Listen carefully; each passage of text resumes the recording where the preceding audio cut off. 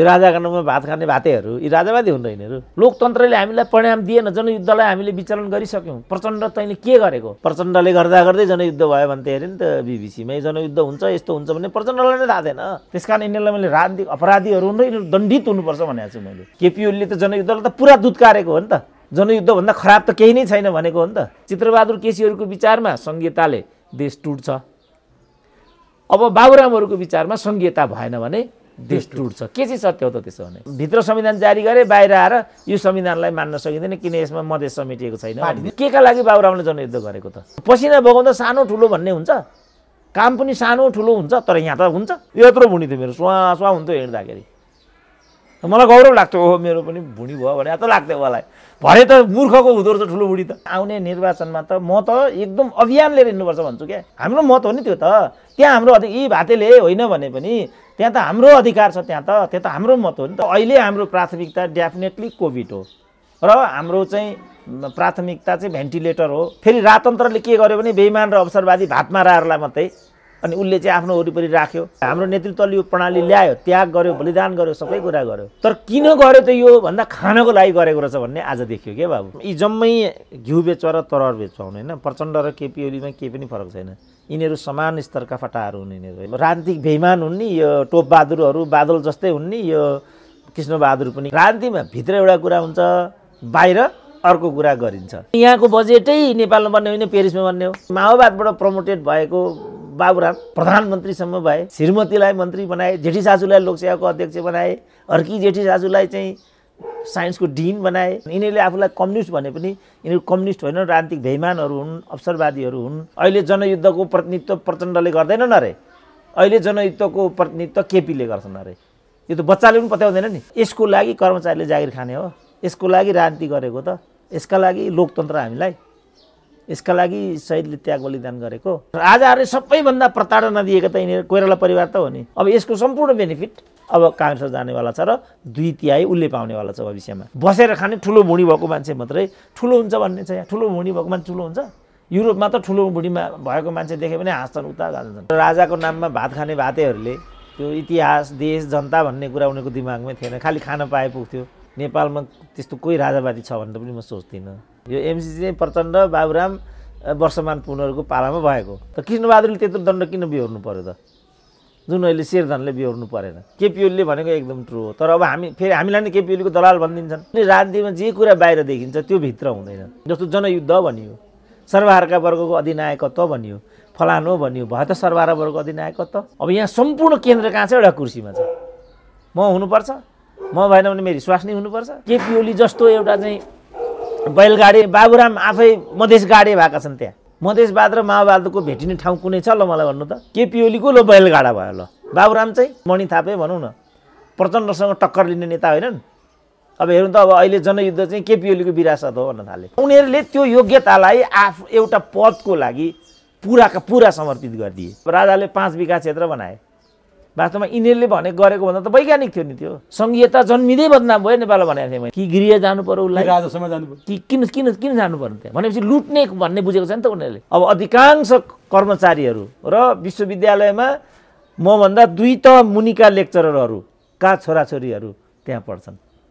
कहाँ आउँछ त त्यो पैसा? अधिकांश जो भ्रष्ट कर्मचारी हुन्छन् ती कर्मचारीका छोराछोरी त्यहाँ पढ्छन्। टोटल 37 वर्षको मेरो ब्याङ्कमा चाहिँ ब्यालेन्स रहेछ 7 लाख टोटल प्राडाको मेरो। नेपालमा न यति सजिलै राज संस्था जान्थ्यो, न नेपाल चाहिँ धर्मनिरपेक्ष हुन्थ्यो। चुनावमा हेर्नु होला मैले के भनेको थियो भनेर, चुनावमा हेर्नु होला मैले के भनेको थिएँ भनेर, त्यही नै हुन्छ। मैले यो कुरा लेख्दाखेरि मलाई नै क्रिस्चियन भन्ने मान्छेले यहाँ भ्रिकुटी कागज कारखाना बन्द भयो, गोरखाली रबर उद्योग बन्द भयो, हिमाल सिमेन्टहरू बन्द भए, चिया उद्योग बेचियो, मल कारखानाहरू बेचिए, वीरगञ्ज कृषि औजार बन्द भयो, बाँसबारी छाला जुत्ता कारखाना बन्द भयो। डाक्टर साहब, तपाईँलाई एभरेस्ट नेपालमा हार्दिक ल हस्, धन्यवाद।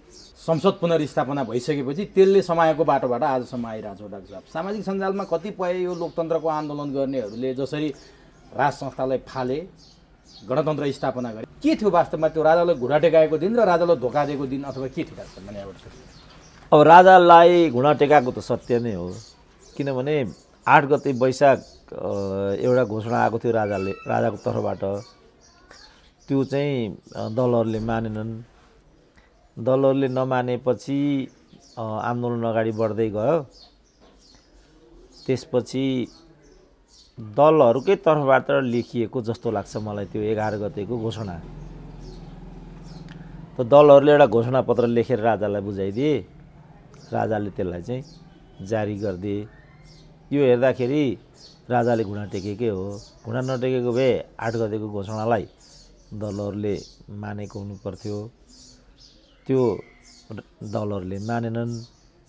त्यसपछि दलहरूकै तर्फबाट लेखिएको अघि पनि भनियो घोषणालाई, ड्राफ्टलाई चाहिँ राजाको तर्फबाट शाही घोषणाको रूपमा जारी गरियो।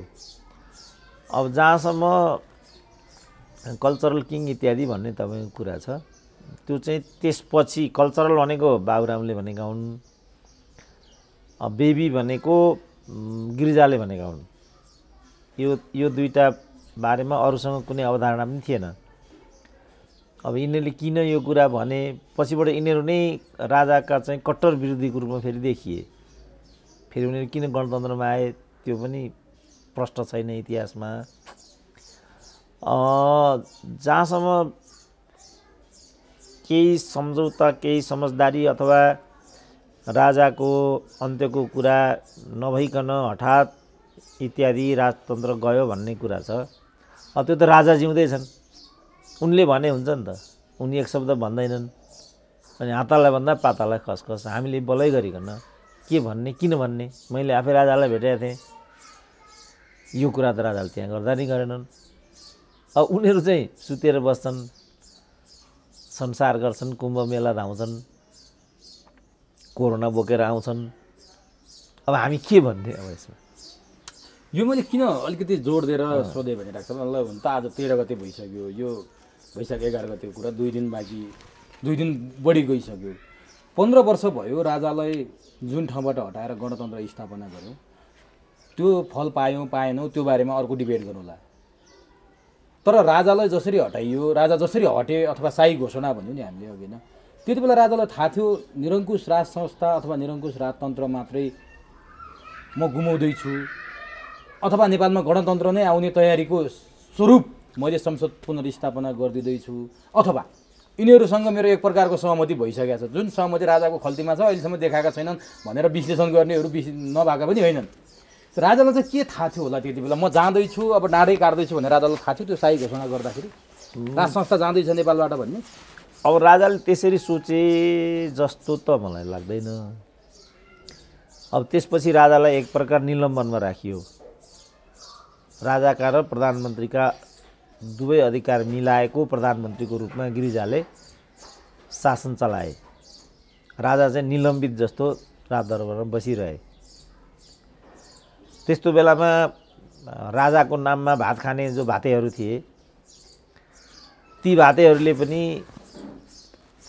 आफ्नो भातको नुनको सोझो गरेको पाइएन। राजा एक्लै परे। अब सायद राजालाई एहसास भयो होला कि मैले भुल गरेँ, यो पनि भयो होला कि मैले गलत पात्रलाई छनौट गरेर अगाडि बढेँ। त्यो मैले उनीसँग भेटमा नि भनेको थिएँ, तिमीले जे मानिसहरू छनौट गर्यो ती मान्छे गलत थिए। त्यसपछि राजा सायद किम कर्तव्यमूढ भए, सायद सेनाबाट पनि कुनै किसिमको सङ्केत आएन कि उनलाई। त्यसपछि राजाले हतियार बिसाए। अब भन्छन् नि अघोषित जस्तो 12 बुधे जस्तो ठ्याक्कै मूर्त र ठोस भाषामा ब्ल्याक एन्ड व्हाइटमा सम्झौता त राजासँग दलहरूको छैन। तर काहीँ न काहीँ त्यो 12 बुधेमा राज संस्था हटाउने, धर्मनिरपेक्षता ल्याउने, सङ्घीयतामा जाने भन्ने फेरि 12 वटा बुधामा काहीँ पनि छैन। ल्याइयो नि, नभएको कुरा त गरियो 12 बुधेमा नभएको। त्यसै गरी राजासँग पनि कुनै न कुनै जेन्टलमेन एग्रिमेन्ट भएको थियो भनेर केही मान्छेहरूले भन्छन्। तपाईँलाई लाग्छ त्यो? अब पछिल्लो राजाको व्यवहार हेर्दा त लाग्दैन, किनभने वास्तवमा राजा पन्छाइसकेको रूपमा त्यसपछिका हरकतहरू हुँदै आए। अब राजा ती थिए, राजाका नाममा भात खाने भातेहरू पनि छ्यास्ती मन्त्री उप प्रधानमन्त्री फलानु हुँदै हिँड्थे। भातेहरू पनि केही बोल्दैन। अब हामीले के बोल्ने, हामी त खालि एउटा इतिहासको पुञ्जको रूपमा मात्रै राजालाई हामीले बुझेको हो। तर राजाको नाममा भात खाने भातेहरूले त्यो इतिहास देश जनता भन्ने कुरा उनीहरूको दिमागमै थिएन, खालि खान पाए पुग्थ्यो र उनीहरू मस्ती गर्थे हैन। उनका शाखा सन्तान कोही पनि राजाको वरिपरि हुँदैनथे। अझ जोडले राजतन्त्र हटाउनुपर्छ भनेर सडकमा कुर्लिँदै हिँड्थे। त्यस्ता खालका चाहिँ नमक हरामहरूको जत्थामा जेलिएको हुनाले नै राजाको यो अवस्था भएको हो। अब होइन भने त राजाको कुरा तारन्तार जीवनभर गरिरहनेहरू बिपी कोइरालादेखि मनिषा कोइरालासम्म बिचरा अहिले पनि मनिषा कोइराला राज संस्थाको विकल्प छैन भन्दै छिन्। तर सूर्यबहादुर, लोकेन्द्रबहादुर, कमलबहादुरहरू त यो कुरा भन्दैन न। ठुल्ठुला सेनाका जर्नेलहरू भन्दैनन् नि।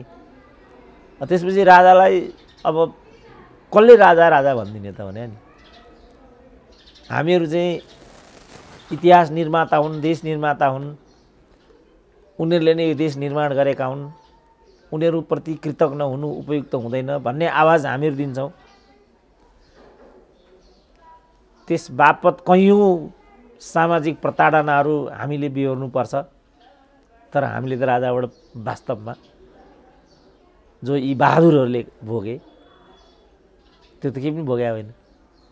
त्यसकारण यो नमक हरामहरूले गर्दाखेरि दुईटा कुरा भयो। एक त राज संस्थाले त्यो नियति बिहोर्नु पर्यो, अर्को त राज संस्था चाहिँ अलग थलग भयो। आफ्ना शुभचिन्तकहरूलाई उनले प्रताडना मात्रै दिए, जेलमा ठोसे हैन। काङ्ग्रेसलाई कति रुवाए, बिपी कोइराला हेर बिचरा उसको जिन्दगी दिनहीन जिन्दगी क्यान्सरले घेरेको छ, पुरै घाँटी नै चाहिँ सङ्क्रमित भइसक्यो, बोली आउँदैन, घ्यार गरेका छन्। कृष्णप्रसाद कोइरालाका पालादेखि चाहिँ त्यो कोइराला परिवारले चाहिँ प्रताडना बिहोरेको छ, जो चाहिँ राज संस्था बिना नेपाल राष्ट्रको कल्पना सम्भव छैन भन्थे। अब हामीले के भन्ने, इतिहास चाहिँ यति मात्रै हो। अब परसम्म पनि भने मैले आफै भेटेको छु देशको यत्रो प्रोफेसर होइन, कमसेकम एउटा हामीलाई भनिदिएको भए त्यो सामग्रीकै रूपमा हामीसँगै रहे पनि त्यो एउटा विषय बन्थ्यो र जो यसरी हामी कुरा गर्छौँ हामी जनताको बिचमा चाहिँ सम्प्रेषण गरिदिन्थ्यौँ नि त। यसले पनि त एउटा राम्रै काम गर्थ्यो नि। अब उनीहरू त्यो कुरा याद गर्दैनन् भने हामी बलै गरी राजा के रानी के किन कोट्याउनु पऱ्यो, मलाई त अचम्म लाग्छ। डाक्टर साहबसँग भेट्दा पनि राजाले त्यो कुनै कुरा सङ्केत देखाएनन् भन्नुभयो डाक्टर साहबले। तर केही राजावादीहरू र केही विश्लेषकहरू त्यो एउटा सम्झौता थियो जुन दलहरूले राजालाई धोका दिए भन्छन्, त्यो त्यसो भए गलत हो। अनि त्यो गलत सही चाहिँ भन्ने अधिकारी हामीहरू होइनौँ, तर तिनीहरूको आफै पनि विश्वसनीयता छ भन्ने मलाई लाग्दैन। किनभने म नेपालमा त्यस्तो कोही राजावादी छ भनेर पनि म सोच्दिनँ। किनभने मैले भनिहालेँ नि, राजाको नाममा त चर्तिकाला गरे नि मान्छेले। यहाँ जब राजा निर्मल निवासबाट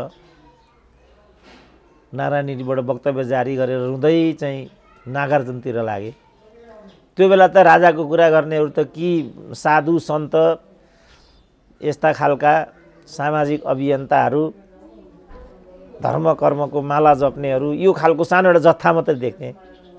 राजाको नाममा 30औं वर्ष मस्ती मार्नेहरू त मैले त एउटा पनि देखिनँ। न नारा, न जुलुस, न प्रतिक्रिया, न क्रिया। यिनकै आँखाको अगाडि बल्कि यिनीहरूले नै सही गरेर नेपाललाई चाहिँ धर्मनिरपेक्ष पनि बनाइदिए, गणतन्त्र पनि बनाइदिए। सङ्घीयतामा पनि लग्यो। सङ्घीयता त पछिल्लो कुरा भयो, यिनको बुतामै थिएन भनौँ न। त्यो सम्पूर्ण कुरा भयो। त यो कारणले नै राजा त्यहाँ पुग्यो। नत्र भने त राजशक्ति भन्ने त अहिले पनि तपाईँ फ्रान्समा जानुभयो भने बोनापार्टिस्टहरू अहिले पनि तपाईँ पाउनुहुन्छ। अहिले पनि अफगानिस्तानमा राजतन्त्र पुनर्स्थापनाको कुरा अहिले पनि हुन्छ। जर्मनमा अहिले पनि नाजीवादीहरू छन्, अहिले पनि छन्। इटालीमा गयो भने अहिले पनि फासिस्टहरू छन्। त्यसकारण नेपालमा त खोइ राजावादी भनेर त साँच्चै राजाको नाममा खानेहरूको त केही पनि बिचारा सुरेन्द्र भण्डारी कुरा गर्छन्, बालकृष्ण नेउपाने कुरा गर्छन्, प्रकाश कोइराला कुरा गर्छन्, हाम्रो यो विपिन कोइराला कुरा गर्छन्, मनिषा कोइराला कुरा गर्छन्, तिनीहरूको पनि राजावादी होइनन् नि। राजाले सबैभन्दा बढी दुःख दिएका मान्छेहरू उनीहरू। कृष्णप्रसाद भट्टराईले खुल्लम खुल्ला भने काङ्ग्रेसले राजतन्त्र छोडेको हुनाले म बरु काङ्ग्रेस पार्टी छोडिदिन्छु भने। यिनीहरू पो हुन् त राजावादी त। यो राजाको नाममा भात खाने भातेहरू यी राजावादी हुन् र यिनीहरू? यिनीहरू त भातवादी हुन्। त्यस कारण हो यस्ता भातेहरूलाई लिएर हिँड्नाले मैले मैले राजालाई पनि भने सरकार तिम्रो जो पछिल्लो जुन स्टेपिङ पात्र छनौटको जुन विधि भयो त्यो उपयुक्त भएन। त्यसपछि आजको दिन आएर अहिले सबभन्दा राम्रो छ राजाको लागि। राजाको लोकप्रियता घटेको छैन, बढेको बढै छ। यी यताका भातेहरू यिनीहरूको चाहिँ लोकप्रियता खस्केको खस्कै छ। यस बेलामा राजै भए के हुन्छ? फेरि तिमी राजा हुन्छौ, फेरि यस्तै भातेहरूले तिमीलाई घेर्छन्। अब त्यसपछि के हुन्छ र तिमीलाई त? त्यसपछि केही पनि हुँदैन। अनि त्यसमध्ये एउटाले मलाई भेट्नै बोलायो। राजावादी मध्येको? राजावादी मध्येको एउटाले मलाई भेट्नै बोलायो। हजुरले मलाई यस्तो भन्नुभयो रिपोर्टर्स क्लबमा। दाइना देवले त केही पनि भनेन। हजुरले यस्तो कुरा भन्नुभयो। उसको मेसेज के थियो भने म योग्य मान्छे हुँ, यस्तो हुँ, त्यस्तो हुँ। हजुरले भने जस्तो मान्छे म होइन भनौँला भने जस्तो उनको अभिप्राय देखिन्थ्यो। तर यो खालको प्रवृत्ति नै नेपालमा राजतन्त्र अवसानको कारण हो र त्यस्तै मानिसहरूले गर्दाखेरि हेर्दै हेर्दै भाउजू विधवा भइन् भने जस्तो प्रचण्डले गर्दा गर्दै जनयुद्ध भयो भन्थे अरे नि त बिबिसीमै। जनयुद्ध हुन्छ यस्तो हुन्छ भन्ने प्रचण्डलाई नै थाहा थिएन। गर्दा गर्दै भयो। गर्दा यता गरेर चाहिँ एउटा मान्छे मारेको छ, उता पुलिसलाई कुटेको छ, फलानु गरेको छ। किन सबै अधिकांश नेपालीहरू भातको धन्दा गर्छन्। सिडिओहरू, मिलिट्रीका जर्नेलहरू माओवादीलाई लेबी तिर्थे भन्ने सुन्थेँ म त्यो बेला। त त्यसपछि नै हेर्दा हेर्दै नेपालमा गणतन्त्र आयो। त्यसकारण यो हो यसको अन्तर्वस्तु चाहिँ।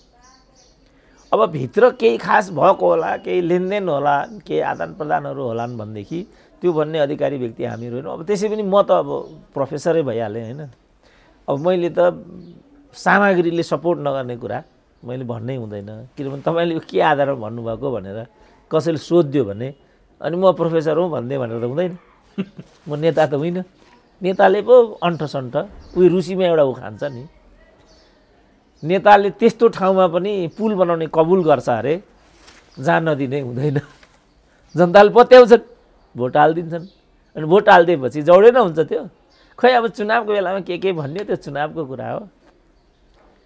अब अहिले परिस्थिति बदलिएको परिस्थिति अनुसार गर्नुहोस् न भनिदिन्छन्। यो नेताले चाहिँ जे भने नि हुन्छ, हामीले त जे भने नि त हुँदैन। त्यस कारण कल्पनाको भरमा हामी यी कुराहरू नगरौँ। मलाई त्यस्तो गोप्य सम्झौता यस्तो भए जस्तो पनि लाग्दैन। अब नि डाक्टर साहब, जस्तो 62-63को आन्दोलनपछि राजा निलम्बित भए, अन्ततोगत्ता जेठ 15 2064 जेठ 15मा गणतन्त्र आएपछि नागार्जुनतिर लागे, निर्मल निवास पनि छोडे, नारायण हिटी छोडेर पनि गए भनेर डाक्टर साहबले भन्नुभयो। त्यति बेला अघि जुन भातमाराहरू भन्नुभएको थियो नि, जीवनभर राज संस्थाको माला जपेर राजाकै खान्ते पिन्तेमा हुर्केका, त्यति बेला तिनीहरू काँध थाप्न नसक्नुको कारण के अवसरवाद थियो अथवा अब राजाको कुनै उपाय छैन, अब अर्कोतिर लाग्नुपर्छ भनेर उनीहरू कित्ता काट गरेर अर्कोतिर गएका थिए। अहिले जो फेरि राजाको जय जयकार गर्न सडकमा आइरहेको के थियो? होइन, जय जयकार गरेको छ जस्तो लाग्दैन मलाई। उनीहरूले अथवा होलान् पनि कोही इनोसेन्ट मान्छेहरू, जस्तो कम्युनिस्ट आन्दोलन पनि यो बेसी कम्युनिस्ट आन्दोलन होइन, पढाइ लेखेका टाठाबाठाहरूको यो राजनीतिक लफाजी हो, पदको लडाइँ हो भन्छु नि म। तर इमान्दार मान्छे त फेरि त्यहाँ पनि छन्। ट्रु कम्युनिस्टहरू पनि अझ होलान् कोही त। जस्तो एमसिसीकै बारेमा भन्छु नि म। यो एमसिसी चाहिँ प्रचण्ड, बाबुराम, वर्षमान पुनहरूको पालामा भएको। उनीहरू एक शब्द बोल्दैनन् नि, बोल्छन्। प्रचण्ड घुमाएर एमसिसीकै पक्षमा कुरा गर्छन्। एउटा कोटेश्वरको नारा त तपाईँले पनि देख्नुभयो, त्यहीँ रोके एमसिसी विरोधी नारा। त्यो चाहिँ एउटा अकाट्य प्रमाण हो।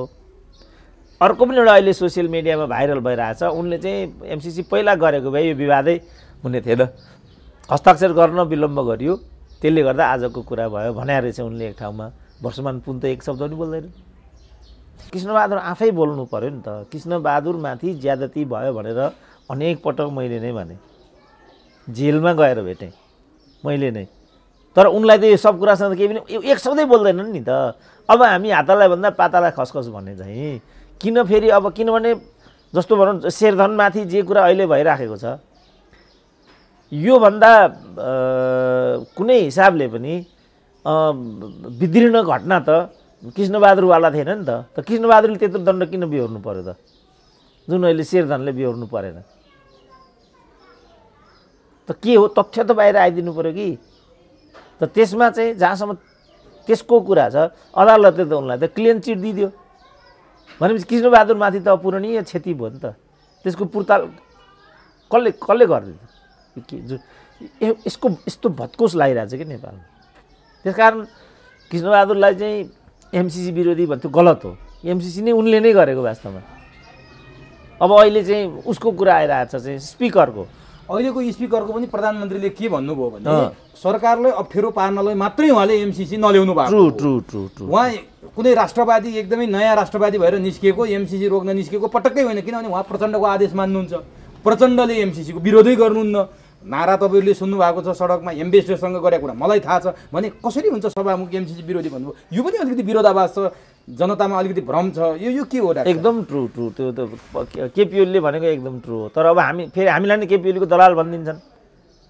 अब समस्या त यो पर्यो नि त तर एकदम ट्रुथ छ त्यसमा पनि प्रस्तुत गर्नु पर्यो किनभने यसमा यी जम्मै घिउ बेचुवा र तरर बेचुवा हुन् होइन प्रचण्ड र केपी ओलीमा केही पनि फरक छैन यिनीहरू समान स्तरका फटाहरू हुन् यिनीहरू होइन राजनीतिक कर्मीहरू हुन् यिनीहरू राजनीतिक व्यापारीहरू हुन् यिनीहरू यीमध्ये एउटा कितामा हामी उभिनु भनेको बेकुफ हुनु त्यो त समयले सिद्ध गरिसक्यो नि त्यत्रो जनमुक्ति सेना थियो विघटन गरेर चाहिँ यहाँ आइपुगे प्रचण्ड त्यत्रो पार्टी थियो त्यत्रो 2/3 थियो समाप्त बनाएर यहाँ आइपुगे चाहिँ केपी ओली अब यस्ताको पनि किताबन्दी गरेर हामी उभियौँ भने यिनै भाते जस्तो हुन्छौँ नि त्यस्तो भातमारा काम हामीले गर्नु हुँदैन यिनीहरू उस्तै मानिसहरू हुन् सत्ताको लागि गलबद्दी गरिराखेका छन् हुँदा हुँदै पनि गुण र दोष त गर्नु पर्यो नि हो त्यो हैन त्यो हेर्दाखेरि चाहिँ केपी ओलीले भनेको त्यो कुरा मिलिराखेको छ किनभने यो चाहिँ एमसीसी पक्ष विपक्षको कुरा होइन यो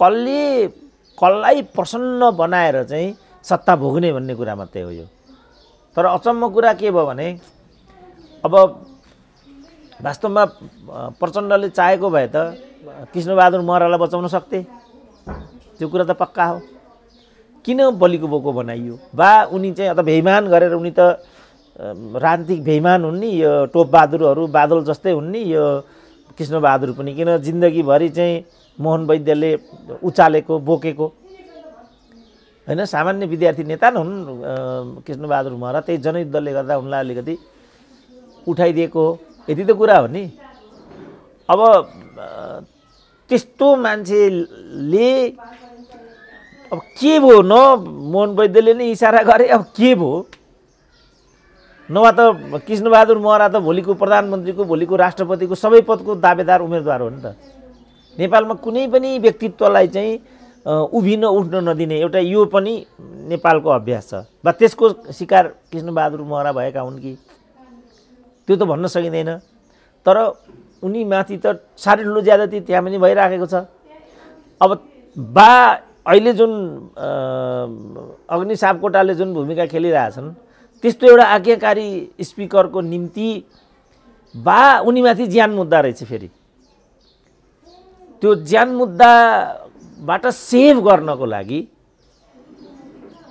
राजनीतिक रूपमा प्रचण्डले बा उनलाई त्यहाँ ल्याएका हुन् कि थाहा छ नि जनतालाई यो कुरा सबैको पछाडि एउटा भनौँ न होइन कोही पनि मान्छे अब त्यहाँ टोपबहादुर आइराखेका छन् अर्को मणि थापा आइरहेका छन् अर्को रामबहादुर आइराखेका छन् त्यस पछाडिको राज त कसैलाई पनि थाहा छैन नि यहाँ मान्छे मन्त्री भइरहेको हुन्छ के भइरहेको हुन्छ कहाँबाट के रिमोटले त्यहाँ काम गरिरहेको हुन्छ त्यो पनि थाहा हुँदैन हामीलाई अब त्यहाँ अब कुनै एउटा शक्ति केन्द्रले काम गरिरहेछ कि थाहा हुँदैन नि त त्यसकारण म भन्छु नि राजनीतिमा जे कुरा बाहिर देखिन्छ त्यो भित्र हुँदैन राजनीतिमा भित्र एउटा कुरा हुन्छ बाहिर अर्को कुरा गरिन्छ त्यसकारणले चाहिँ राजनीति हो किनभने यो प्रश्न छ किनभने राजनीतिमा जे कुरा बाहिर भनिन्छ त्यो कुरा भित्र हुँदैन राजनीतिको नियम नै त्यही हो जस्तो जनयुद्ध भनियो सर्वहारका वर्गको अधिनायकत्व भनियो फलानो भनियो भयो त सर्वहारा वर्गको अधिनायकत्व अहिले हामी कम्युनिस्ट बाटोमा छौँ त?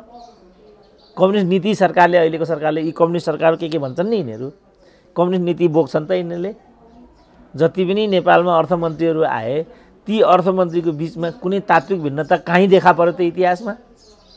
IMF, वर्ल्ड ब्याङ्क, ADB सँग यी कसैले राय बजाए त? किनभने यहाँको बजेटै नेपालमा बन्ने होइन, पेरिसमा बन्ने हो। त थाहा छ त नेपाली जनतालाई यो। त्यसकारण त हामी टिभी फलानो लेख्ने ओख्नेबाट किन हामीहरू पुराका पुरा बहिष्करणमा पऱ्यो भन्दा यही थियो नि त कारण। अब यो कुरा नेपाल टेलिभिजनबाट भनिदिन पाए, यिनीहरूका ठुल्ठुला राष्ट्रिय मिडियाबाट भनिदिन पाए, मान्छे थुप्रो मान्छेले सुन्ने खतरा भयो नि। त्यसपछि उनीहरूले किनारा लाउँदै लाउँदै लाउँदै लाउँदै लाउँदै लाउँदै एउटा डफ्फालाई मात्रै उनीहरू बोकेर हिँड्ने ठाउँमा आइपुगे। उल्टाई पल्टाई, त्योभन्दा अर्को त्यहाँ तपाईँ पात्र देख्नुहुन्न नि त। अब अहिले पो यो अनलाइनको सिस्टम आयो र यिनीहरूले रोक्दा रोक्दैन। अब अहिले यिनीहरूको आँखाको तारो नै यही अनलाइनवाला परिरहेको छ। तर त्यहाँ पनि गलत जस्तो देखिन्छ क्या डाक्टर साहब। अब पत्रकारिताको नाममा जसरी सामन्त गोयल र प्रधानमन्त्री केपी शर्मा ओलीको बिचको गोप्य सम्झौता भनेर कृत्य प्रधानमन्त्रीको हस्ताक्षर गर्ने, अनि पार्टीको चाहिँ नि झन्डा बोकेका पार्टीका चाहिँ नि हिजो पार्टीको उमा चाहिँ नेताहरूसँग बसेर फोटो खिचेका फोटोहरू सामाजिक सञ्जालमा पोस्ट गर्ने, अनि पत्रकारिताको नाममा त्यस्तो कुरा गरिसकेपछि राज्यले गर्नु उचित थियो या थिएन त्यो? अब तपाईँले पो यो प्रश्न तेर्स्याउनु भयो त होइन। तर यसैलाई लिएर पनि पत्रकारहरू नै, तपाईँभन्दा ठुल्ठुला पत्रकारहरू खबरदार तेस्रो अङ्कमा त्यो हात तलास भनिरहेछन्। तर पत्रकार पनि अब पार्टीको झन्डा बोक्ने, पार्टीको मुट्ठी उठाएर शपथ खाने भइसकेपछि चौथो अङ्ग पत्रकारले प्रश्न उठायो भन्दा पनि जनताले नपत्याउने बेला भयो क्या। केही समय अगाडि मात्रै भएको पत्रकार महासङ्घको चुनावमा त पार्टीले टिकट दिएर चुनाव जितेर आएका छन् नि डाक्टर साहब। अनि कसरी उनीहरूले खबरदार भनेको कुरालाई मान्ने त जनताले पनि विरोध पनि गरिरहेछन् नि। होइन, अब त्यसलाई त्यसैमा डिबेट गरौँ। त्यसो भने हामीले त यो आज उठाएको प्रश्न होइन, युनिभर्सिटीभित्र यही छ, कुटनीतिमा यही छ, कर्मचारी तन्त्रमा यही छ, कहाँ यस्तो छैन र? खुल्लम खुल्ला यस्तो छ। जो चाहिँ अहिले पत्रकारहरूको साथ सहयोग जति पनि प्रधानमन्त्री लिएर हिँडिरहनु भएको छ, ती पत्रकारहरू पनि त हिजो चाहिँ पार्टी केन्द्रीय समितिकै मान्छे होइनन् त? तिनीहरू पत्रकार हुन् कि होइनन्? त्यसो भने प्रश्न त आयो। मैले सबै तर्फको प्रश्न उठाइरहेको छु। मैले एकतर्फी जो हिजोको मात्रै कुरा उठाएको छैन। जस्तो 1 वर्ष अगाडि मात्रै, 1.5 वर्ष अगाडि मात्रै नेकपा एकीकृत हुँदा नेकपाका पत्रकारहरू बालुवाटारमा पुगेर अध्यक्ष द्वयको अगाडि मुट्ठी उठाएर शपथ खाए। काङ्ग्रेसका पत्रकारहरू काङ्ग्रेसका नेताको लबेदा समातेर अगाडि बढ्ने, एमाले हुने। अनि नेपालको र खास स्वतन्त्र पत्रकार को छ भनेर त टर्च बालेर दियो बालेर खोज्नुपर्ने अवस्था आयो नि त डाक्टर साहब। यो किनले यस्तो अवस्था सिर्जना भयो त? यो होइन, यो त कस्तो छ भने अब हामीले चाहिँ अब पहिलो त राजनीतिलाई नै हामीले राजनीतिक रूपमा अभ्यास गरेका छैनौँ।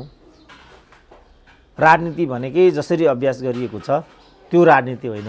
मैले कतिचोटि भनिसकेँ, राजनीति भनेको त समाज बदल्ने प्रक्रिया हो नि त। सुशासन र समृद्धि दिने, मुलुकलाई औद्योगिकरणमा लैजाने, देशवासीका उपजहरूको चाहिँ व्यवसायीकरण, यसको मार्केटको ग्यारेन्टी गर्ने, फेसिलिटेसन गर्ने संयन्त्र, त्यो हो नि त राज्य।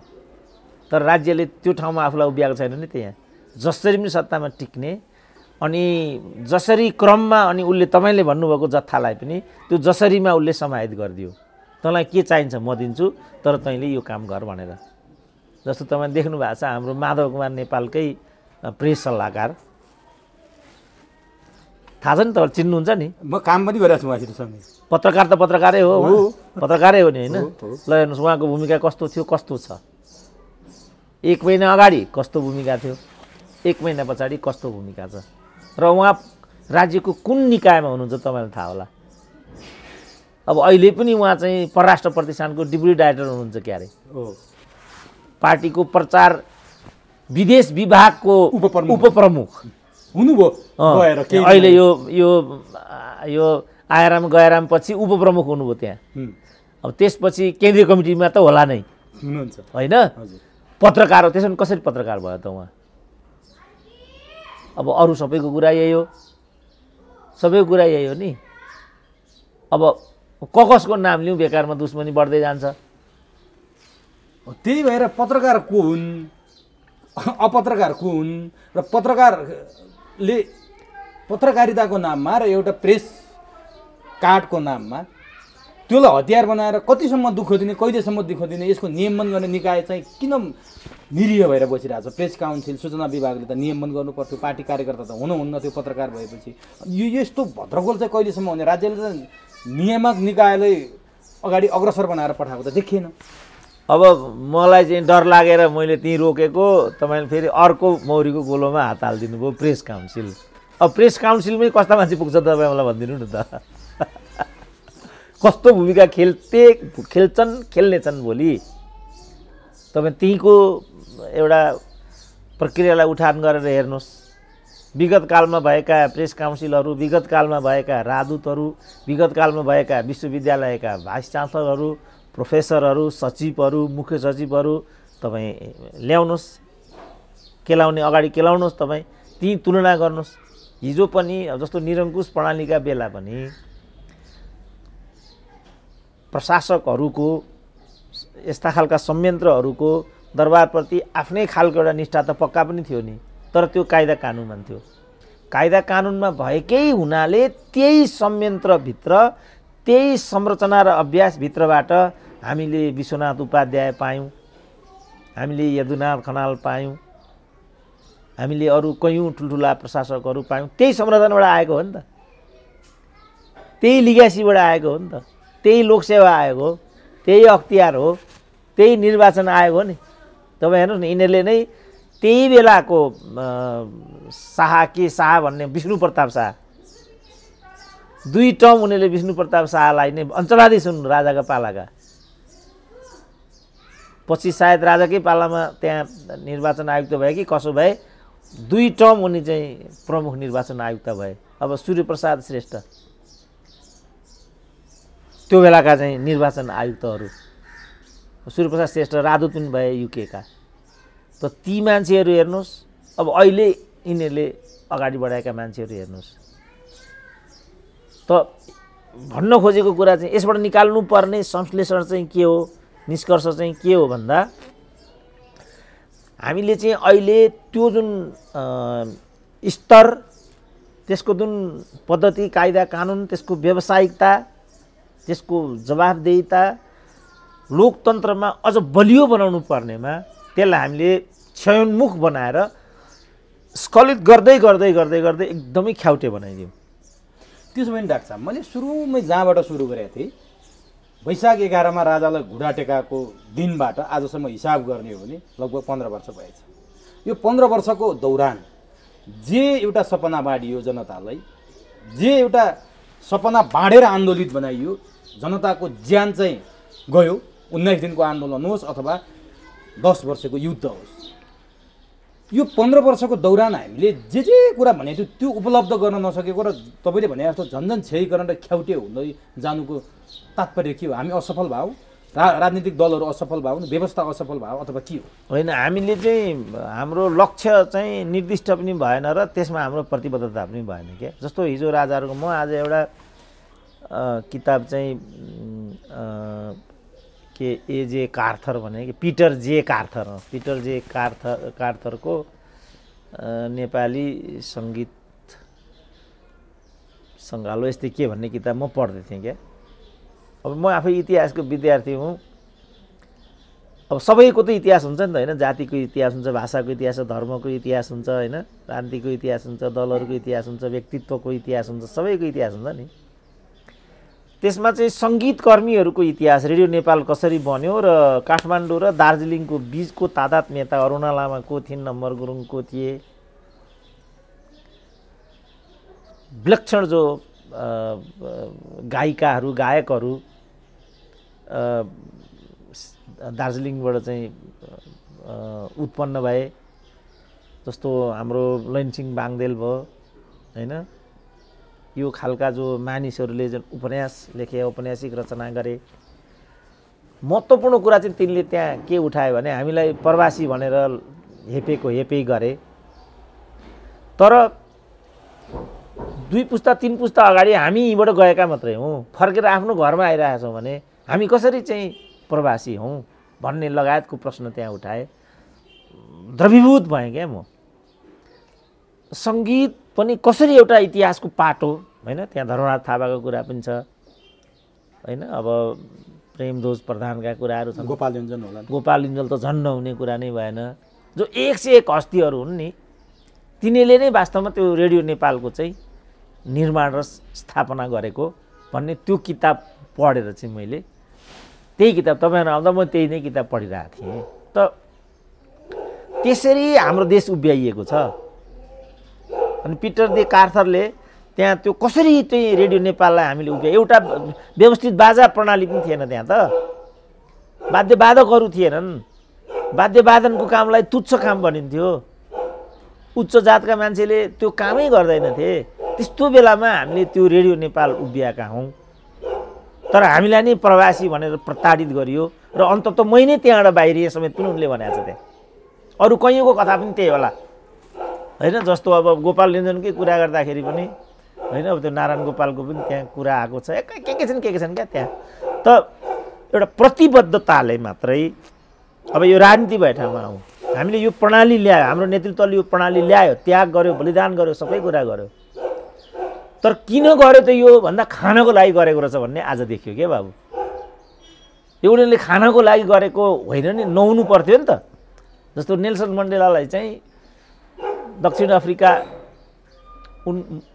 मुक्त भइसकेपछि उनले भने मेरो काम काला र गोराको बिचको भेद अन्त्य गर्नु थियो, त्यो भयो, अब मलाई अरू कुरा केही पनि चाहिँदैन, मैले लडेकै त्यतिको लागि हो, केही मलाई चाहिँदैन, म राष्ट्रपति हुनको लागि भन्यो, म राष्ट्रपति हुनको लागि मैले यो लडेकै होइन, म राष्ट्रपति हुनु। अझ गान्धीकै कुरा पनि यही छ, नेहरूको कुरा पनि यही छ, देङ सियापिङको कुरा पनि यही छ, संसारका कैयौँ ठुला मानिसहरूको बाटो नै यही छ। तर यहाँ अब यहाँ सम्पूर्ण केन्द्र कहाँ छ, एउटा कुर्सीमा छ। म हुनुपर्छ, म भएन भने मेरी स्वास्नी हुनुपर्छ, मेरी स्वास्नी भएन भने मेरो छोरो हुनुपर्छ। साउथ एसियाको यहाँको मात्रै पनि रोग होइन यो, साउथ एसिया एजै हो। अहिले बङ्गलादेशमा हेर्नुभयो भने तपाईँ त्यही छ। इन्डियामा त बिचरा भारतीय त्यहाँको काङ्ग्रेस पार्टी सिद्धिन आँटिसक्यो, किनभने त्यहाँ चाहिँ उचित नेतृत्व व्यवस्थापन नगर्नाले नै काङ्ग्रेस आएको अवसान भएको हो नि त्यहाँ। तर उनीहरू मान्दैन, त्यो सिद्धिसक्यो, उनीहरू मान्दैनन् त्यहाँ। अब यो रोग रहेछ। अब तपाईँ यहाँ आउनुहोस्, अब राजनीतिक व्यवस्थामाथि प्रश्न उठिसक्यो, लोकतन्त्रले हामीलाई परिणाम दिएन, जनयुद्धलाई हामीले विचलन गरिसक्यौँ, प्रचण्ड तैँले के गरेको, फलस्वरूप 8 टुक्रा भयो हाम्रो पार्टी। केपी ओली जस्तो एउटा चाहिँ बैलगाडी भन्छन् नि यिनीहरू त, अब बैलगाडी भन्ने बाबुराम आफै मधेस गाडी भएका छन् त्यहाँ। यहाँ यत्रो जनयुद्ध गरे, त्यहाँ गएर चाहिँ मधेसवादी भएर पल्टिराखेका छन्। त यहीँबाट तपाईँ बुझ्नुहोस् न, मधेसवाद र माओवादको भेटिने ठाउँ कुनै छ ल मलाई भन्नु त। आज मधेसवादबाट प्रमोटेड भएको, के अरे माओवादबाट प्रमोटेड भएको बाबुराम जहाँबाट प्रधानमन्त्रीसम्म भए, श्रीमतीलाई मन्त्री बनाए, जेठी सासूलाई लोकसेवाको अध्यक्ष बनाए, अर्की जेठी सासूलाई चाहिँ साइन्सको डिन बनाए, अर्को बनाए। अहिले त त्यसको सान्दर्भिक चाहिँ सिद्धि अरे। भनेपछि बाबुराम जान खोजेको कहाँ थियो त? केपी ओलीको लो बैलगाडा भयो ल, बाबुराम चाहिँ हो। यो कारणले गर्दा आजको स्थिति आएको छ। अर्को कुरा नि डाक्टर साहबले अघि भन्नुभयो, जस्तो दक्षिण एसियाकै समस्या भनेर भन्नुभयो। जसरी मण्डेलाले छोडे, राष्ट्रपति चाहेनन्, उनी गोरा र कालाको विभेद हटाउन चाहेथे, त्यो भयो। गान्धीको कुरा दिनुभयो, देङ सियापिङको कुरा दिनुभयो। तर प्रचण्ड र बाबुराम जति बेला शान्ति प्रक्रियामा आए त्यति बेला एउटा टेलिभिजनमा अन्तर्वार्ता दिँदा हामी कार्यकारी पदमा जाँदैनौँ, हामीभन्दा अर्को जेनेरेसनलाई हामी कार्यकारी पद दिन्छौँ, हामी बाहिरै बस्छौँ भनेको थिए। त्यो उनीहरूको टिक्नै सकेन, 1 वर्ष पनि टिक्न सकेनन्। त्यसपछि उनीहरू प्रधानमन्त्रीकै कुर्सीमा मरिहत्या गर्छन्। त्यो किन बोल्या रहेछन् त्यति बेला तिनीहरूले? त्यही भनेको उनीहरूले अब यही अघि तपाईँ प्रश्न जुन पूरक जे प्रश्न तपाईँले गर्नुभएको छ यसको उत्तर त्यो नै हो। किनभने यिनीहरू प्रतिबद्ध छैनन्, यिनीहरूको गन्तव्य निश्चित छैन।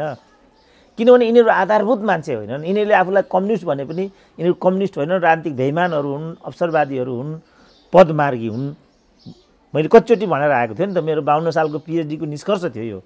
यिनीहरू राजनीतिक मान्छे होइनन् है, यिनीहरू कम्युनिस्ट होइनन्, यिनीहरू चाहिँ अवसरवादीहरू हुन्, पदमार्गी मात्रै हुन्, पदका लागि यिनीहरू भवन्डर गरिरहेछन् है भन्ने चाहिँ मेरो 52 सालमा विश्वविद्यालयले स्वीकृति दिएको विद्यावारिधीको रिपोर्ट हो यो। यहाँ जुन कुरा यिनीहरूले साबित गरेर देखाइदिए। अब त्यसपछि अब मैले त खालि केही टेस्ट केसको आधारमा मैले त्यो निष्कर्ष निकालेको थिएँ। पछिबाट माओवादीले जनयुद्ध थालेपछि त माओवादीले त एउटा शक्ति त्यहाँ देखायो, उसले त नेपालको प्रहरीलाई हराइदियो, शाही सेनाको कान ठाडा बनाइदियो। त्यो त जोक थिएन नि, त्यो त शक्तिको आधारमा गरिएको कुरा थियो। म अलिकति हच्केँ, ओहो मेरो निष्कर्ष गलत भयो कि क्या भन्ने भयो। अब अहिले उनीहरू त कहाँ देख्नु, कहाँ आइपुगे यिनीहरू।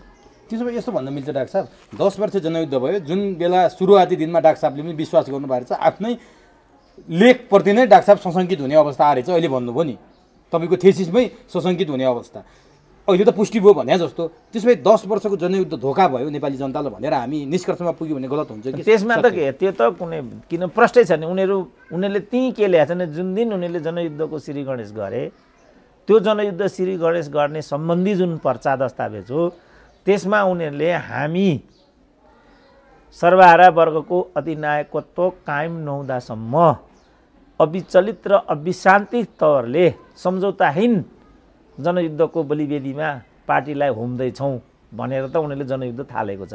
अब आज त्यहाँ छ त पार्टी, आज त्यो बाटो हो त। यो बाटोबाट सर्वहारा वर्गको अधिनायकत्व कायम हुन्छ। त्यस्तो यी ठगी भन्ने कुरा त यहीँ प्रष्टै देखिन्छ नि। यो त धोका मात्रै होइन, चरम धोका हो, यसमा कुनै विवादै छैन। अर्को यहीमा म फेरि अर्को एउटा प्रश्न जोडेँ है डाक्टर साहब। जस्तो जनयुद्ध हुनुभन्दा अगाडि संयुक्त जनमोर्चा नेपाल भन्ने उनीहरूको पार्टी थियो, वैधानिक पार्टी थियो, संसदमा 9 सिटको प्रतिनिधित्व पनि गर्थ्यो। त्यति बेला हामी सुन्थ्यौँ यो संसद भनेको खसीको टाउको राखेर कुकुरको मासु बेच्ने। डाक्टर साहबले पटक पटक यो उदाहरण पनि प्रयोग गर्नुहुन्छ भनेरै उनीहरूले 52 सालमा बन्दुक समाएका थिए।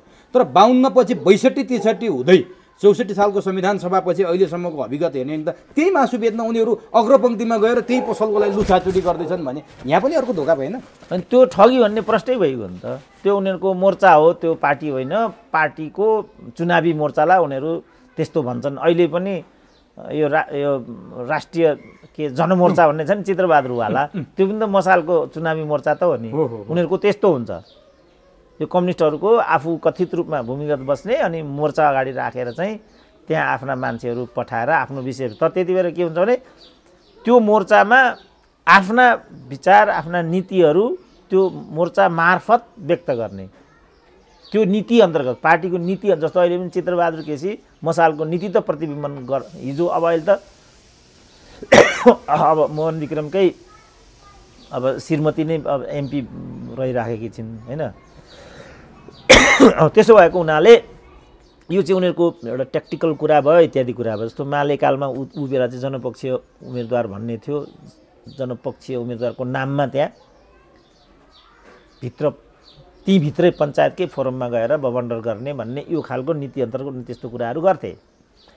अब ती सबै कुराहरू चाहिँ अब अहिले हिजो जे गर्दा पनि जनताले मान्यो, पत्यायो। जस्तो अहिले तपाईँले भन्नुभयो नि हामी प्रधानमन्त्री हुँदैनौँ, हामी दोस्रो पिँढीलाई अगाडि बढाउँछौँ, हामी अभिभावक बन्छौँ, बाबुरामले लेखेको छ नि त्यति बेर। तर पछिबाट अब उनीहरूले यो उनीहरूको के रहेछ भने बिस्तारै उनीहरूको योजनाबद्ध रहेछ। यो बिस्तारै पदमुखी बनाउने, आफ्नो नेतृत्व पङ्क्तिलाई भुत्ते बनाउने, अन्ततोगत्वा आन्दोलनको शौर्य र चाहिँ रापतापलाई सिद्ध्याउने र ढलिमली गर्ने यो रहेछ भन्ने कुरा देखियो नि त। सुरुमा उनीहरूले त्यसरी गर्दै अब अहिले हेरौँ न, बादल भन्यो, टोपबहादुर भन्यो, फलानु जस्तो मणि थापे भनौँ न, प्रचण्डसँग टक्कर लिने नेता होइनन्। अब हेरौँ त, अब अहिले जनयुद्ध चाहिँ केपी ओलीको विरासत हो भन्न थाले। अहिले जनयुद्धको प्रतिनिधित्व प्रचण्डले गर्दैनन् अरे, अहिले जनयुद्धको प्रतिनिधित्व केपीले गर्छन् अरे। यो त बच्चाले पनि पत्याउँदैन नि। यो त जनयुद्ध भनेको त इन्टायरली प्रचण्डको विरासत हो नि। केपी ओलीले त जनयुद्धलाई त पुरा दुत्कारेको हो नि त। जनयुद्धभन्दा खराब त केही नै छैन भनेको हो नि त, खुल्लमखुल्ला भने हो नि त। अब अहिले मणि थापा नै के भन्छन्, जनयुद्धको विरासत प्रचण्डमा होइन केपी ओलीमा छ अरे। अब यसको के दबाई छ ल भन्नु त।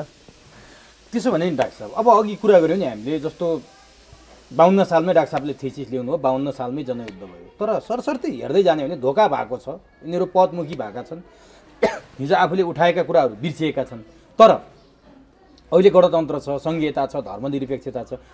यो जनयुद्धकै जगमा हो भन्न चाहिँ मिल्छ कि मिल्दैन डाक्टर साहब? अब यही कुरालाई कतिपयले के भन्छन् भने काङ्ग्रेस गणतन्त्रमा नगइदिएको भए यो मुलुकमा गणतन्त्र आउँदै थिएन भनेर काङ्ग्रेसका मान्छेहरू बोल्छन्। माओवादीले के भन्छ भने माओवादीको लिगेसी बोकेर आएका नेताहरूले यदि जनयुद्ध हुन्थेन प्रचण्डको नेतृत्वमा भने यति चाँडै गणतन्त्र आउने थिएन भन्छन्।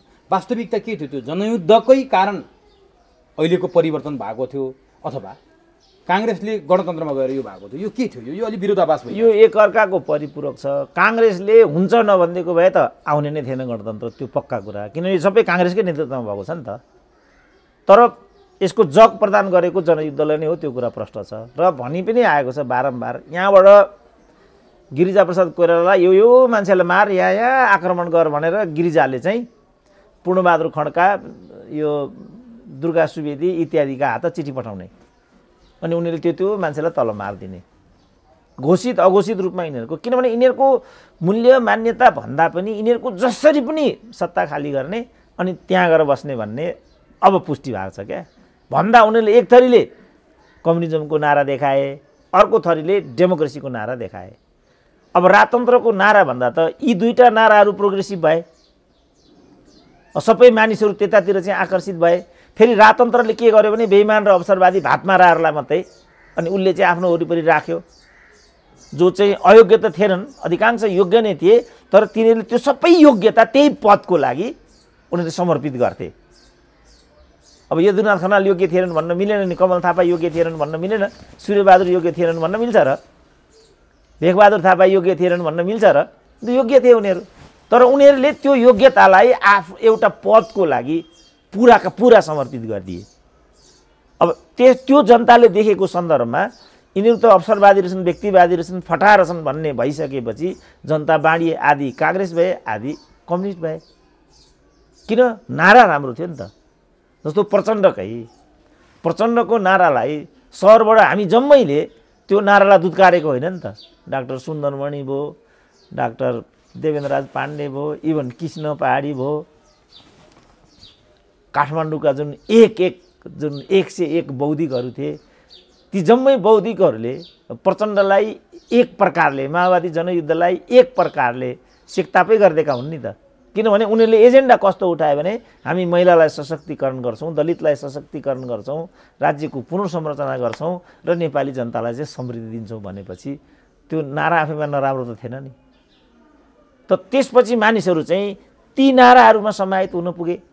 त्यो नारालाई नै दुरुपयोग गरेर उनीहरू यो ठाउँमा आइसकेपछि चाहिँ यो पुरानाभन्दा पनि गए गुज्रेका।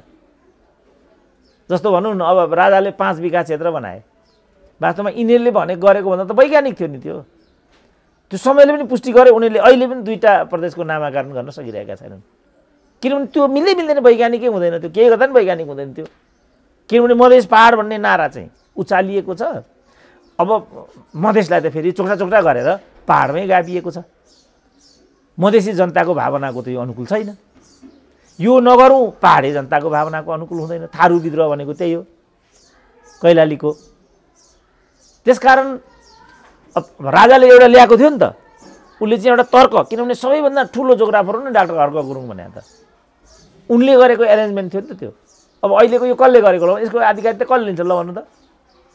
बाबुराम भन्छन् यो संविधान मैले बनाएको भनेर, तर भित्र संविधान जारी गरे, बाहिर आएर यो संविधानलाई मान्न सकिँदैन किन यसमा मधेस समेटिएको छैन, अन्त्यमा गर्दा पार्टी नै छोड्न पुगे। त के का लागि बाबुरामले जनयुद्ध गरेको त? मधेसका लागि? यही हो कुरो। यो नै आजको विरोधाभासको चाहिँ जड हो। तपाईँले एउटा राम्रो एउटा गहन विषय उठाउनु भयो। अब यो विषय त एउटा राष्ट्रिय पर्दामा छलफल गरिने विषय हो यो, तर गर्दिन्न। तर यो किनभने सत्य आउने हो नि त। अनि उनीहरूले यो आवाजलाई नै मैले सुरुदेखि भन्थेँ, जुन यो सङ्घीयताको कुरा हो, आत्मनिर्णयको कुरा हो, अरू कुराहरू यसमा चाहिँ उपयुक्त डिबेट गर्न दिइएन। त्यसपछि यो बदनाम भयो, सङ्घीयता जन्मिँदै बदनाम भयो नेपालमा भनेको थिएँ मैले। किनभने सङ्घीयताको कन्सेन्ट प्रो एन्ड कन्समा जानै दिएन। सङ्घीयता भन्ने चिज के हो त? डिबेट के हो भने सङ्घीयताले राष्ट्रियता बलियो हुन्छ, सङ्घीयताले राष्ट्रियता कमजोर हुन्छमा डिबेट गराइयो। एक थरीको विचारमा सङ्घीयताले राष्ट्रियता टुट्छ, कमजोर हुन्छ। एक थरीको विचारमा त्यो भएन भने देश टुक्रिन्छ। अब यो दुईटा स्कुल अफ थटको बिचमा चाहिँ द्वन्द्व गराइयो, द्वन्द्व मात्रै गराइयो। चित्रबहादुर केसीहरूको विचारमा सङ्घीयताले देश टुट्छ, अब बाबुरामहरूको विचारमा सङ्घीयता भएन भने देश टुट्छ। के चाहिँ सत्य हो त त्यसो भने? त्यही त अझैसम्म भ्रम छ हेर्नु त। यस, हुने नै भयो त। किनभने यसमा राइट म्यान राइट प्लेस पनि छैन। किनभने सङ्घीयताका ज्ञाताहरूलाई पनि, जो सङ्घीयतामा रिसर्च गरेका मानिसहरू छन्, तिनीहरू पनि अहिले पनि बाहिर छैनन्। किनभने सङ्घीय मन्त्रालय भयो, कानुन मन्त्रालय भयो, यो मन्त्री नै हुन चाहँदैन। यिनीहरूलाई त अर्थै चाहियो, गृहै चाहियो, परराष्ट्रै चाहियो, त्यसैमा लुचाचुडी छ। त किन त मालदार मन्त्रालयहरूले कर्मचारीलाई गएर सोध्नुहोस्, कर्मचारी पनि कि भन्सार जानुपर्छ उसलाई, कि कर जानुपर्छ उसलाई, किन त्यस्तो, कि गृह जानु पर्यो उसलाई, राजस्वमा जानु पर्यो, कि किन जानु पर्यो त्यहाँ भनेपछि लुट्ने भन्ने बुझेको छ नि त उनीहरूले। लुट्ने जस्तो अख्तियारमा एउटा लठुवालाई यिनीहरूले अख्तियार आयुक्त बनाएको रहेछ, ती बसेर गोद्दो रहेछ। अब निर्वाचन आयोगमा चाहिँ बनाएको छ, त्यसैलाई दुरुपयोग गरेर व्यवस्था त्यसका लागि हो त। समष्टिमा के भने राज्य प्रणालीलाई चाहिँ हामीले दोहन गर्ने एउटा वैयक्तिक फाइदाको मञ्च बनायौँ होइन नि त्यो। राज्य प्रणाली भनेको राजनीतिक दल भनेका पदाधिकारी भनेको आफ्नो अभिमान प्रकट गर्ने, दोहन गर्ने, राज्यलाई दोहन गरेर मालामाल हुने। हिजो मलाई एउटाले अस्ति नै म भेट्न गइरहेको थिएँ कर्ण साक्यलाई, उद्यमी हुन् नि, कर्ण साक्य भेटौँ भनेर म गइरहेको थिएँ। उहाँले भन्दै हुनुहुन्थ्यो अब कोभिडको के असर पर्यो, कस्तो पर्यो त भन्दा, डाक्टर साहब मैले जीवनमा पहिलोचोटि बैङ्कको लोन लिनु पर्यो भने, जीवनमा पहिलोचोटि मैले बैङ्कको लोन लिएर घरबार चलाउनु पर्यो भने। अनि केमा तपाईँलाई यस्तो कसरी लोनै आउने चाहिँ कहाँ आइपुग्यो त स्थिति भन्ने, मैले अप्ठ्यारोमा छन् इत्यादिमा छ भन्ने कुरा त मलाई थाहा थियो होइन। किन तपाईँलाई यस्तो लोनै लिनुपर्ने अवस्था चाहिँ किन, के गर्ने, अब नातिहरू पढाउनुपर्छ इत्यादि पढाउनुपर्छ, लिङ्कन स्कुलमा नातिहरू पढ्छन्, वर्षको 25-30 लाख एउटै नातिको मैले त्यहाँ तिर्नुपर्छ। अब अधिकांश कर्मचारीहरू र विश्वविद्यालयमा मभन्दा 2 त मुनिका लेक्चररहरूका छोराछोरीहरू त्यहाँ पढ्छन्, कहाँ आउँछ त त्यो पैसा। अनि यो कर्ण साक्यले मलाई भन्थे यो कुरा तपाईँले उठाइदिनु भए हुन्छ, अधिकांश जो भ्रष्ट कर्मचारी हुन्छन् ती कर्मचारीका छोराछोरी त्यहाँ पढ्छन्।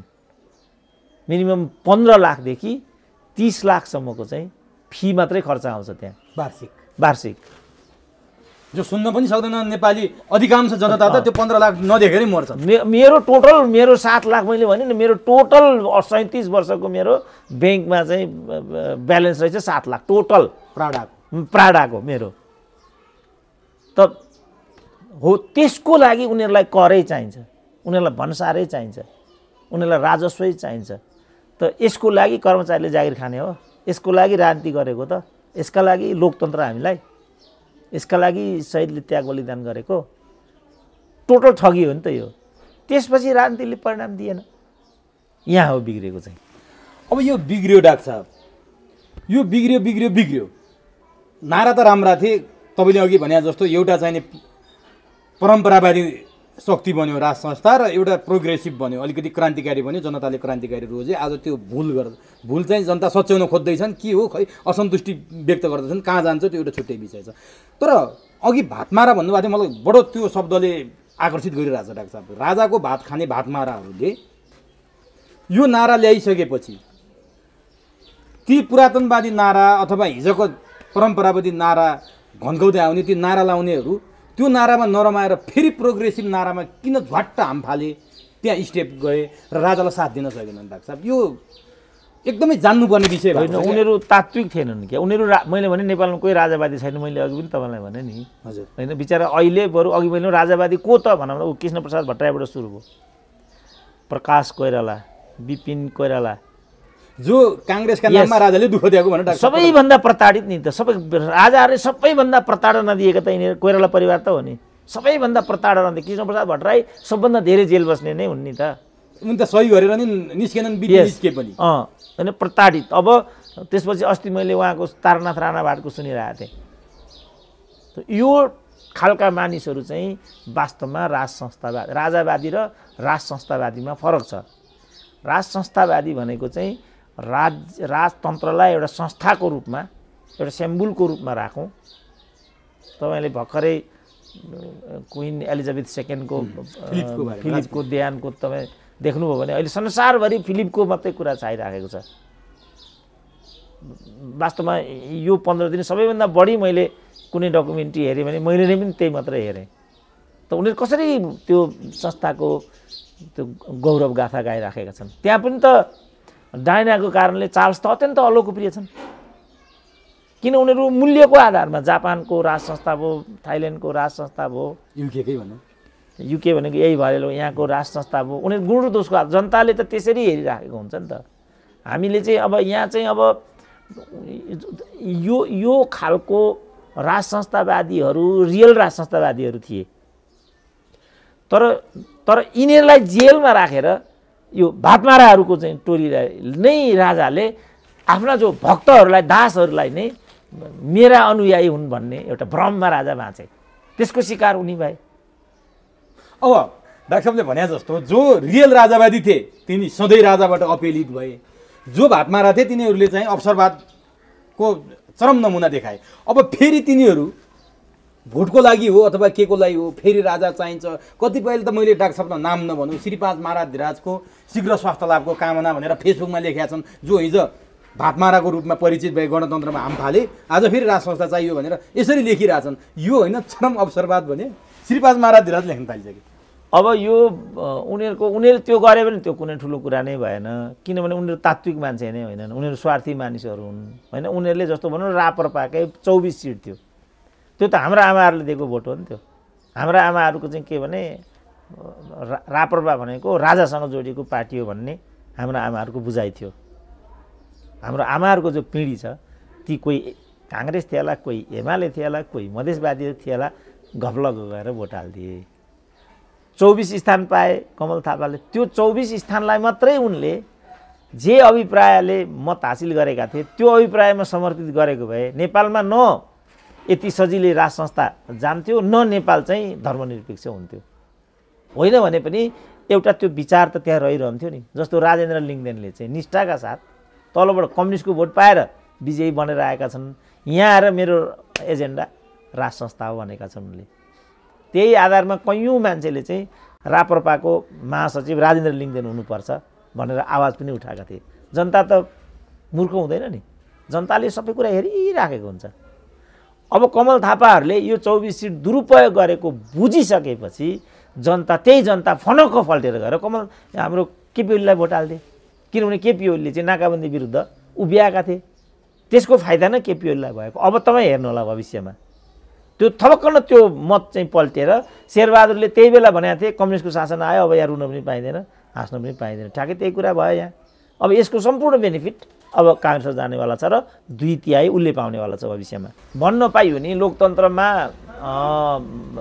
मान्छेलाई अभिव्यक्तिको स्वतन्त्रता हुन्छ होइन, र भन्नु र गर्नुमा ठुलो अन्तर हुन्छ। पर्खौँ न, सरकार त रहन पनि सक्ने भयो, नरहन पनि सक्ने भयो, जति गरे पनि 2 वर्षको आयु हो, कुरो सिद्धियो हजुर होइन। अब आउने नयाँ जनादेश अब चुनावमा हेर्नु होला मैले के भनेको थियो भनेर, चुनावमा हेर्नु होला मैले के भनेको थिएँ भनेर त्यही नै हुन्छ। किनभने यिनीहरूले त 2/3 त नेपाली जनताले क्यालकुलेसन गरेर दिएको हो नि, किनभने अस्थिरता नै हाम्रो विकासको जड भयो भन्ने नेपाली जनताको बुझाइ भयो। त्यसकारण हामीले स्थायित्वको लागि स्थायित्वबाट मात्रै हामी समृद्धिमा जान अब अझ कोभिडले त छन्।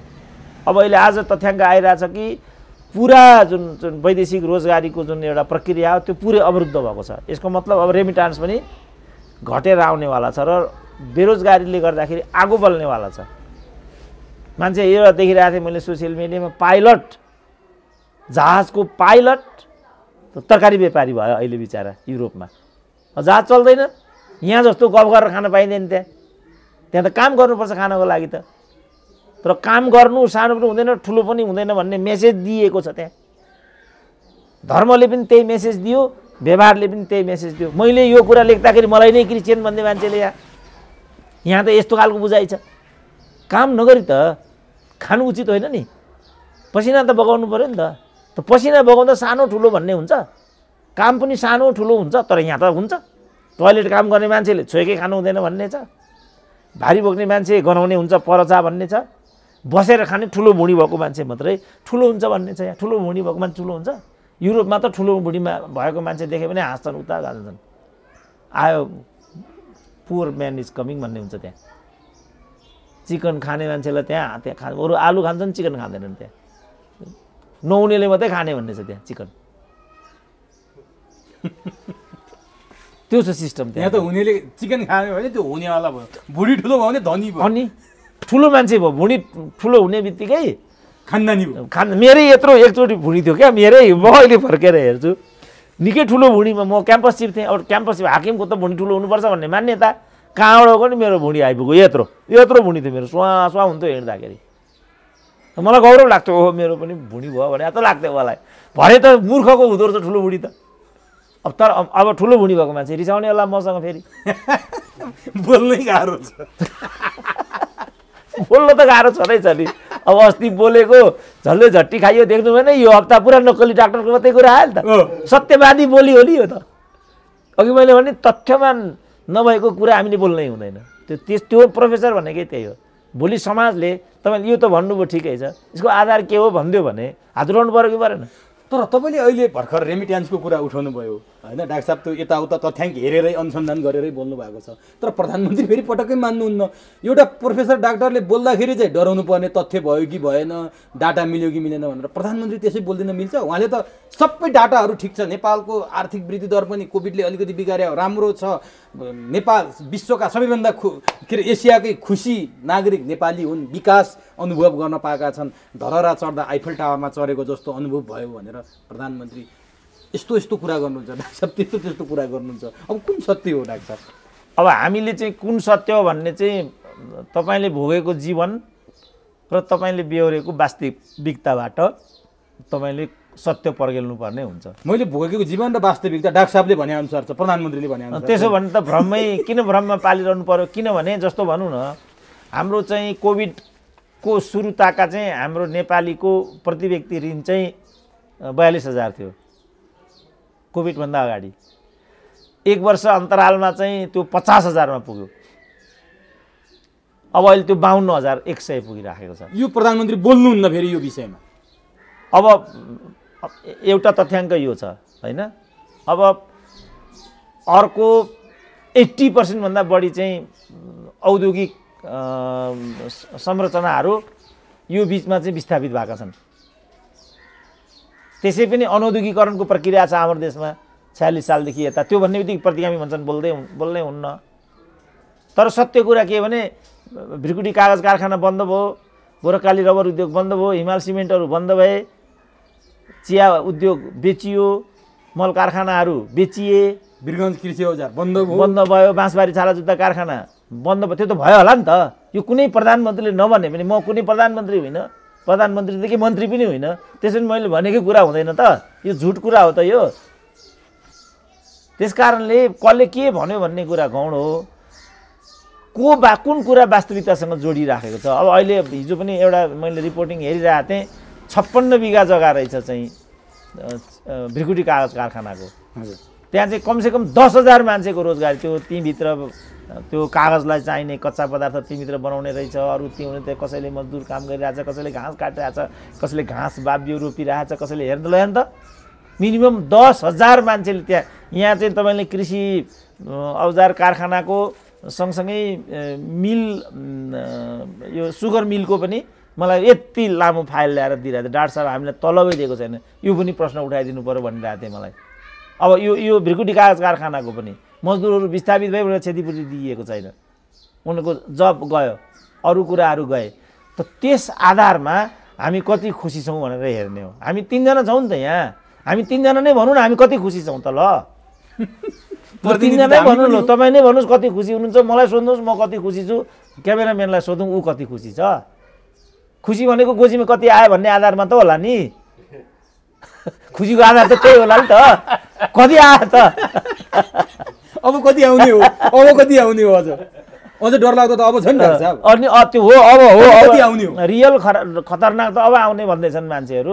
अब कति खुसी हुने। भारत जस्तो मुलुकमा चाहिँ छाती पिटी मान्छे रोइरहेछन् भनेपछि हाम्रो के अवस्था भन्ने कुरा टाढाको विषय छैन नि त। हो यही नै र नि डाक्टर साहब। आइफेल टावरसँग तुलना गर्ने धरहरा जरुरी थियो कि कोभिड अस्पताल आइसियु भेन्टिलेटर बनाउन जरुरी थियो? प्रधानमन्त्रीले निकै गर्व गर्नुभएको छ। हो धरहरा उठ्यो, त्यो आवश्यक कुरा थियो, तर अत्यावश्यकता होइन यति बेला। प्रधानमन्त्रीले किन यस्तो धरहराप्रति मोह भएको कि माथि धरहरामा पुगेर कहाँ कति बिरामी छन्, कहाँ अस्पताल छन् भनेर हेर्नलाई बनाइया हो कि के लाग्छ डाक्टर साहब? होइन, अब धरहरा र रानी पोखरी चाहिँ इतिहासको धरोहर पनि भएको हुनाले प्रधानमन्त्रीले त्यसरी सोच्नुभयो, त्यसरी भयो। अथवा यो प्रोजेक्टै प्रधानमन्त्रीको पनि होइन भन्ने लाग्छ मलाई। पूर्ववर्ती प्रधानमन्त्रीहरूकै प्रोजेक्ट हो र यी साबिक प्रोजेक्टहरूकै कन्टिन्युएसन हो। यिनीहरूको कुरा छोडिदिउँ, यसलाई त्यत्रो आलोचनाको विषय बनाऊ भन्ने मलाई लाग्दैन। तर प्रधानमन्त्रीकै क्षेत्रमा 1 अरबको चाहिँ अर्को आइफेल टावर बन्दैछ भनेर मैले सुनेको छु। त्यो हो। त्यसलाई त रोक्न सकिन्छ नि त बाबा। त्यो त यहाँ चाहिँ के भने बाबुरामले भन्न बिराए के गरे म जान्दिनँ, तर प्राथमिकताको आधारमा यी सब काम गरौँ न भन्ने चाहिँ नेपाली जनताको चाहना हो। जस्तो अहिले हाम्रो प्राथमिकता डेफिनेटली कोभिड हो र हाम्रो चाहिँ प्राथमिकता चाहिँ भेन्टिलेटर हो, ग्यासकै अब के अरे अक्सिजनकै कुरा अहिले आइराखेको छ। भोलि औषधिको समस्या होला, अरू कुराहरू होलान्। तर सत्ताधारी दलले चाहिँ गएको 1 सभा 1 वर्ष आफ्नो सत्ताको भन्दा अरू विषयमा 1 दिन पनि त छलफल गरेन नि त। त्यसैले मैले भने आउने निर्वाचनमा त म त एकदम अभियान लिएर हिँड्नुपर्छ भन्छु क्या। डाक्टर साहब त्यति जलाउनु भएको छ, किनभने यो रङ भयो, हाम्रो मतको दुरुपयोग हो नि त। हाम्रो मत हो नि त्यो त। त्यहाँ हाम्रो यी भातेले होइन भने पनि त्यहाँ त हाम्रो अधिकार छ। त्यहाँ त्यो त हाम्रो मत हो नि त। अघि मैले कमल थापाको हाम्रो आमाहरूको मत भने नि त। हाम्रो आमाहरूको त्यसमा अधिकार छ। हाम्रो आमालाई हिन्दू राज्य चाहिन्थ्यो, राजतन्त्र चाहिन्थ्यो। त्यसको प्रतिनिधि म हुँ कमल थापाले भनेको हुनाले आमाहरूले त्यहाँ भोट हालेको। त्यहाँ काङ्ग्रेस कम्युनिस्टसँग मतलब थिएन, उनीहरूले त्यहाँ मत हालेको थियो। र यहाँ हामीले हालेको छ किनभने नाकाबन्दीको विरुद्धमा यो जुत्यो। त्यसकारण मैले भनिदिएको थिएँ अरू मधेसमा पनि प्रदेश नम्बर 2 मा पनि नेकपा एमालेको अग्रता हुन्छ भनेको थिएँ र त्यही नै भयो। 7वटा प्रदेशमा लडाइँ दियो नि त। अब अहिले हेर्नु यिनीहरूको लडाइँ त भने त उनी त जो मतादेशको जुन एउटा हामीले त आदेश दिएको भाइ तिमीले यसरी गर भनेर, हामीले स्थायित्व भएन त्यसकारण हामीले नसकेको भनेको हुनाले ल भनेर हामीले हालिदियो हो नि त। अब आज हामी माथि खेलबाड भयो कि भएन? त्यसकारण यिनीहरूलाई मैले राजनीतिक अपराधीहरू हुन् र यिनीहरू दण्डित हुनुपर्छ भनेको छु मैले। डाक्टर साहबलाई ल हस्, धन्यवाद।